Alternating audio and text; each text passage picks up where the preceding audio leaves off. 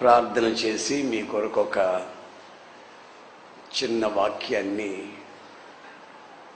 వినిపిద్దామని మీ మధ్యకు వచ్చాను.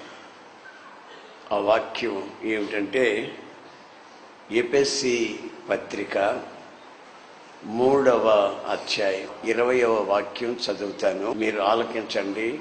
మనము అడుగు వాటి కంటేను ఊహించు వాటి కంటేను అత్యధికముగా చేయు శక్తిగల దేవునికి యేసుక్రీస్తు మూలముగా సంఘములో తరతరములు సదాకాలము మహిమ కలుగును గాక.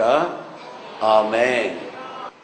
ఈ చోట దైవజనుడైన పౌలు గారు వ్రాస్తున్న ప్రాముఖ్యమైన మాట ఏమిటంటే, మనం అడుగు వాటి కంటే మనకు కావాలని ఊహించిన వాటి కంటే అత్యధికముగా చేయుటకు శక్తిగల దేవుడు మన దేవుడు అని ఈ వాక్య భాగంలో వ్రాయబడి ఉంది. బైబిల్లో మనం గమనిస్తూ వెళితే దైవజనుడైనటువంటి అబ్రహాం తనకు పిల్లలు లేనప్పుడు కావాలని కోరుకున్నాడు. ఈ ఆస్తికి వారసుడు ఎవడు, నా ఇంట్లో పనిచేసేవాడే కదా అన్నట్టు బాధపడిపోయాడు. కానీ దేవుడిచ్చిన వాగ్దానాన్ని బట్టి విశ్వసించి ఒక్క వారసుడిని ఇవ్వమని కోరుకున్నాడు, ప్రార్థించాడు. అలా ప్రార్థించిన తరువాత దేవుడు ఆకాశాన్ని చూసి నక్షత్రాలు లెక్క పెట్టమన్నాడు. నా వల్ల కాదు బాబు, నేను లెక్క పెట్టలేనంటే నీ సంతతి కూడా అంతమంది ఉంటారు. ప్రియమైన సహోదరులారా, ఒక్క బాబుని అడిగాడు, కానీ ఆయన ఆకాశ నక్షత్రాల వలె ఒక గొప్ప సంతతికి మూల పురుషుడిగా మార్చబడ్డాడు. అది దేవుని ద్వారా కలిగిన ఆశీర్వాదం. మనం కొన్నిసార్లు మన విశ్వాస పరిమాణాన్ని బట్టి కొంచెం అడుగుతాం, ఆయన కొంచెం ఇవ్వడు, సమృద్ధిగా ఇచ్చే దేవుడు. నా జీవితంలో నేను చెప్పుకోవాలంటే ఒకటి కాదు కదా, వేవేల సంగతులు నేను చెప్పగలను. గత 42 సంవత్సరాలు దేవునితో నాకున్న సంబంధం అలాంటిది. ఒక పాత వ్యాన్ ఒకటి ఇవ్వమని ప్రభువుని అడిగితే కొత్తదే ఇచ్చాడు. 1000 మంది పట్టే ప్రార్థనా మందిరం కావాలయ్యా అని నేను అడిగితే 25,000 మంది కూర్చొని ఒకే చోట ఆరాధన చేసే ఇదిగో ఈ ప్రార్థనా మందిరాన్ని ప్రభు ఇచ్చాడు.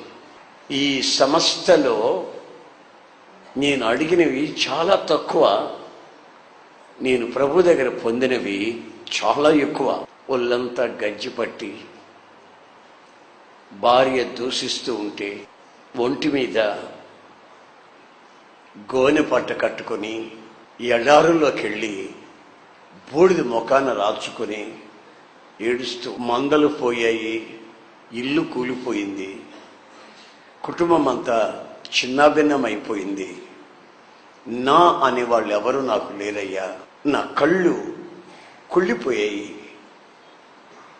ఏమిటి నా పరిస్థితి ఇదంతాను అని ఏడుస్తూ ప్రార్థన చేస్తూ ఉంటే, తను ఏమేమైతే కోల్పోయాడో ఆ కోల్పోయిన వాటి కంటే కూడా 2 అంతలు సమృద్ధిగా ప్రభు అనుగ్రహించాడు. దేవునికి స్తోత్రం కలుగునుగా. కోల్పోయింది ఒకంత, ఆయన పొందింది 2 ఇవన్నీ గమనించిన దైవజనుడైన పౌలు, మనం అడుగు వాటి కంటే, మనం ఊహించిన వాటి కంటే అత్యధికముగా చేటు శక్తి గల మన దేవుడు స్తుతించబడునుగాక. ఆమేన్, ఆమేన్. అంటే ఇక్కడ హల్లెలూయా హల్లెలూయా అంటున్నారే, వీళ్ళందరికీ ఆయన ఇలా ఇస్తాడని కాదు నేను చెప్పడం, దానికి అర్హత ఉండాలి. ఏమిటి ఆ అర్హత? మీరు ఊహిస్తున్నారు ఏంటేంటో, మీరు కావాలని అడుగుతున్నారు ఏమిటేమిటో. కొందరు అవసరమైనవి అడుగుతారు, కొందరు అవసరం లేనివి కూడా అడుగుతారు. మరి అవన్నీ అందరూ పొందుతారని బైబిల్ చెప్పట్లేదు. ఆయన ఈ మాట చెప్పింది ఎవరికంటే, మనస్సును మార్చుకొని తమ పాపముల నిమిత్తమై పశ్చాత్తాపపడి తండ్రి కుమార పరిశుద్ధాత్మ నామంలో బాప్తిస్మం పొంది దేవుని బిడ్డలతో సహవాసం చేసి ఆయన సన్నిధిలో ఎలా ఉంటున్నారో, వాళ్ళ అర్హతలు ఏమిటో గమనించి వాళ్ళకి ఈ వాగ్దానాన్ని నెరవేరుస్తున్నాడు. ఒకసారి యేసు ప్రభు యెరికో నుండి మరో గ్రామానికి నడిచి వెళుతున్నాడు.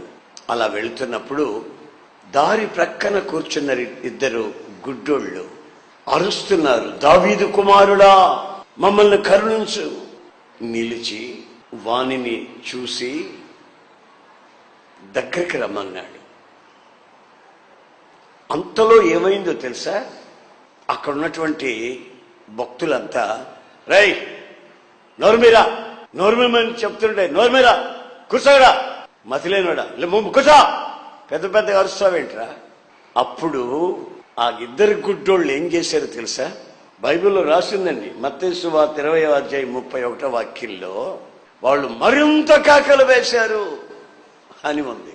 ఆ మెస్సయ్య వెళ్ళేటప్పుడు మేము మౌనముగా ఉండం, ఆయన పిలుస్తాం, కేకలు వేస్తాం, మీరెవర్రా మమ్మల్ని నోరుమనే దానికి అన్నట్టుగా అత్యధికముగా కేకలు వేసి అరుస్తున్నారు. అప్పుడు యేసు ప్రభు నిలిచి అతన్ని చూసి వాళ్ళిద్దరిని ముట్టి వాళ్ళకి కళ్ళు తెరిపించాడు. ఆమేన్, ప్రైజ్ ది లార్డ్, హల్లెలూయా. వాళ్ళకి కళ్ళు బాగైపోయాయి. బాగైన తరువాత ఇదిగో కనబడుతున్నాయా ఎన్నేళ్ళు అని వాళ్ళని అడగల, ఎన్నేళ్ళు అని అడగల, ఇప్పుడు ఎన్నేళ్ళు అని వాళ్ళని అడగల.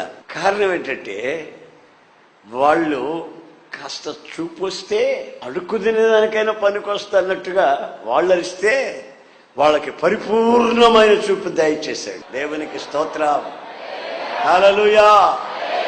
ఆయన ముట్టడమేమిటి, సగం చూపు రావడం ఏంటి, ఆయన ముట్టడమేమిటి, కళ్ళు వచ్చేయా లేవా అని అడగడం ఏమిటి, పరిపూర్ణమైనటువంటి చూపు. ఎందుకు వచ్చిందయ్యా వాళ్ళిద్దరికి అంత తేటగా చూపు అంటే, వాళ్ళు అరిసిన అరుపులు అంటే ప్రార్థన అని అర్థం. ఆమేన్. విజయవాడలో ఒక రోజున ఒక హాల్, పెద్ద హాల్ తీసుకొని ఆ రోజున ఇలాగే ప్రార్థన పెట్టారు. వచ్చారు, ఒక 1000 మంది వచ్చి ఉంటారు. అందరూ నోళ్లు తెరిచి పరవశం చెందుతూ నేను చెప్తున్న ప్రతి విషయానికి ప్రార్థనలు చేస్తున్నారు. అంతలో